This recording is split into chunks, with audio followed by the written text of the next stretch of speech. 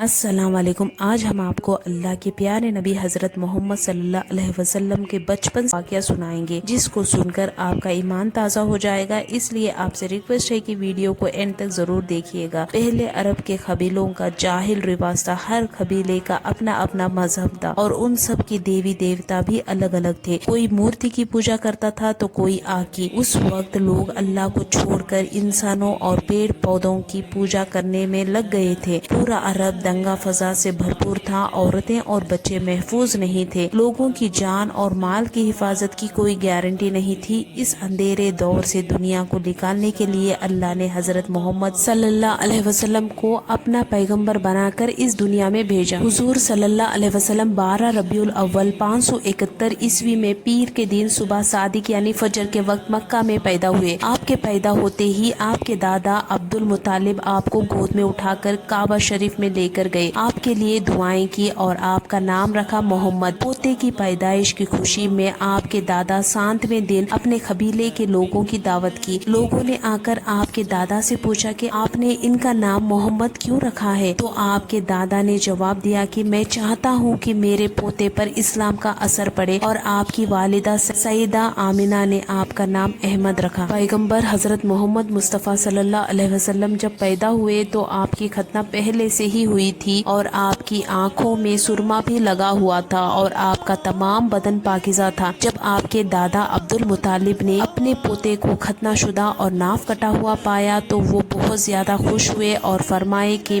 میرا پوتا بہت نرالا اور بہت شان والا ہوگا۔ یہی نہیں، جب آپ صلی اللہ علیہ وسلم پیدا ہوئے تو آپ کی مٹھی مبارک بھی بند تھی، مگر شہادت والی انگلی آسمان کی طرف اٹھی ہوئی تھی اور ایسا لگ رہا تھا جیسے خدا ایک ہونے کا اقرار کر رہی ہو۔ جب حضرت محمد صلی اللہ علیہ وسلم پیدا ہوئے اس وقت عرب میں یہ رواج ہوا کرتا تھا کہ شہر کے بڑے لوگ اپنے بچوں کو دودھ پلوانے کے لیے اور پلنے بڑھنے کے لیے دیہاتوں میں بھیج دیا کرتے تھے، تاکہ گاؤں دیہات کی کھلی ہوا میں رہ کر ان کا بچہ خوب صحت مند بنے۔ اس زمانے میں گاؤں دیہات کا موسم شہروں کے مقابلے میں زیادہ صاف ستھرا اور زیادہ اچھا ہوتا تھا، اسی وجہ سے گاؤں دیہات میں پلے بچے زیادہ صحت مند اور موٹے تازے ہوا کرتے تھے۔ اسی رواج کے مطابق پیغمبر حضرت محمد صلی اللہ علیہ وسلم کو بھی مکہ سے دور طائف کے قریب ایک علاقہ ہے جہاں بنی سعد قبیلہ رہتا تھا، وہاں لے جایا گیا اور ایک دائی کو سونپ دیا گیا جس کا نام دائی حلیمہ تھا، اور وہ بنی سعد قبیلے سے تھی، اس لیے ان کو حلیمہ سعدیہ بھی کہا جاتا تھا۔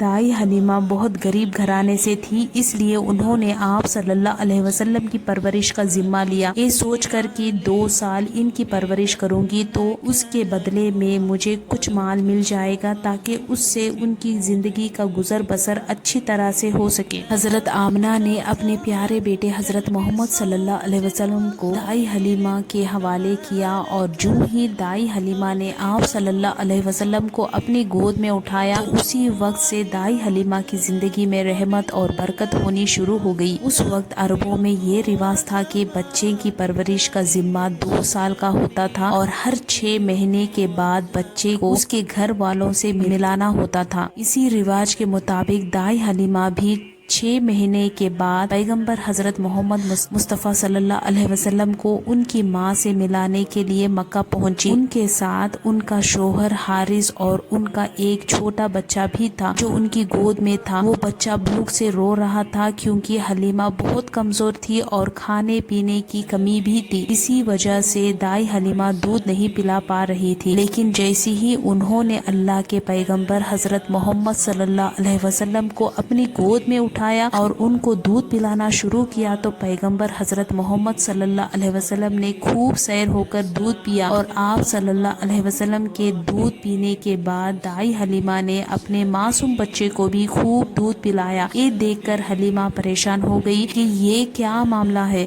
وہ جب مکہ آ رہی تھی تو ان کے پاس دودھ نہیں تھا، مگر جب سے یہ بچہ ان کی گود میں آیا ہے تب سے اللہ کی طرف سے خاص رحمتوں کا آنا شروع ہو گیا تھا۔ اس اس کے بعد دائی حلیمہ اپنے شوہر حارث اور اپنے بچے اور پیغمبر حضرت محمد صلی اللہ علیہ وسلم کے ساتھ ایک دبلی پتلی سی اونٹنی پر سوار ہو گئی۔ وہ اونٹنی جب بنی سعد کے قبیلے سے نکل کر مکہ کی طرف آئی تھی تو وہ بہت سستی سے چلتی ہوئی مکہ پہنچی تھی، لیکن اب معاملہ یہ ہوا کہ دائی حلیمہ کی اونٹنی سب سے آگے چل رہی تھی۔ دائی حلیمہ کی سہیلیوں نے اپنی آنکھوں سے دیکھا کہ دائی حلیمہ کی یہ وہ اونٹنی تھی جو مکہ میں بڑی سستی سے آئی تھی۔ اب اس اونٹنی کو آخر کیا ہو گیا کہ وہ اب بڑی رفتار سے چل رہی تھی۔ یہ نظارہ دیکھ کر دائی حلیمہ کی سہیلیاں کہنے لگی، حلیمہ ہم پر رحم کرو، دھیرے چلو، کیا یہ وہی اونٹنی ہے جس پر تم مکہ آئی تھی؟ تو یہ سن کر دائی حلیمہ کہنے لگی، جب سے یہ بچہ میرے گود میں آیا ہے تب سے معلوم نہیں عجیب عجیب سے واقعات میرے ساتھ ہونے لگے ہیں۔ اس کے بعد دائی حلیمہ کی زندگی میں رحمتوں اور برکتوں کا سلسلہ چلتا رہا اور ایسے کرتے کرتے 2 سال پورے ہونے کو آ گئے، یعنی کہ بچے کی پرورش کا ذمہ پورا ہونے کو آ گیا۔ جو اگریمنٹ ہوا تھا وہ پورا ہو رہا تھا۔ خیر اور برکتوں کا سلسلہ دائی حلیمہ نے ان 2 سالوں میں اپنی زندگی میں خوب دیکھا، اس وجہ سے ان کا دل نہیں چاہتا تھا کہ وہ اس نورانی بچے کو واپس اس کے گھر والوں کو سونپ دے، مگر دستور کے مطابق 2 سال کے بعد اس کو واپس سونپنا ہی تھا۔ اس لیے 2 سال کے بعد دائی حلیمہ پیغمبر حضرت محمد صلی اللہ علیہ وسلم کو اپنے ساتھ لے کر مکہ کی طرف نکل پڑی۔ جب وہ مکہ میں پہنچی تو حضرت آمنہ سے کہنے لگی، آپ کا بچہ بڑا ہی برکتوں اور رحمتوں والا بچہ ہے۔ جب سے یہ بچہ میری گود میں آیا ہے تب سے میری تو زندگی ہی بدل گئی ہے۔ میری زندگی میں برکتوں اور رحمتوں کا دور شروع ہو گیا ہے، اس لیے میری آپ سے گزارش ہے کہ آپ تھوڑے دن اس بچے کو میرے پاس رہنے دے، میں تھوڑے دن اس کی پرورش کرنا چاہتی ہوں۔ تو یہ سن کر حضرت آمنہ نے پہلے تو انکار کر دیا، مگر دائی حلیمہ کے بار بار کہنے پر حضرت آمنہ تیار ہو گئی اور کہنے لگی کہ تھوڑے دن اور اپنے پاس رکھ لو، پھر واپس آ کر مجھے دے جانا۔ اس طرح سے دائی حلیمہ آپ صلی اللہ علیہ وسلم کو واپس اپنے ساتھ لے گئی۔ ایسے کرتے کرتے پیغمبر حضرت محمد صلی اللہ علیہ وسلم کی عمر مبارک 4 سال کی ہو گئی۔ جب آپ کی عمر مبارک 4 سال کی ہوئی تو ایک دن آپ دائی حلیمہ کے گھر کے باہر کچھ بچوں کے ساتھ کھیل رہے تھے۔ حلیمہ سعدیہ کا ایک بیٹا جو پیغمبر حضرت محمد صلی اللہ علیہ وسلم کا دور شریک بھائی بھی تھا، وہ سب کھیل رہے تھے کہ اچانک آپ زمین پر گر گئے اور آپ کے چہرے اور جسم کا رنگ پوری طرح سے بدل گیا۔ تاریخی کتابوں میں ہے کہ اس وقت حضرت جبرائیل علیہ السلام پہلی دفعہ پیغمبر حضرت محمد صلی اللہ علیہ وسلم سے ملنے آئے تھے۔ جیسے ہی حضرت جبرائیل علیہ السلام آپ کے پاس آئے تو آپ کو زمین پر لٹا کر آپ کے سینے کو چھاک کر دیا، یعنی کہ آپ کے سینے کو چیر دیا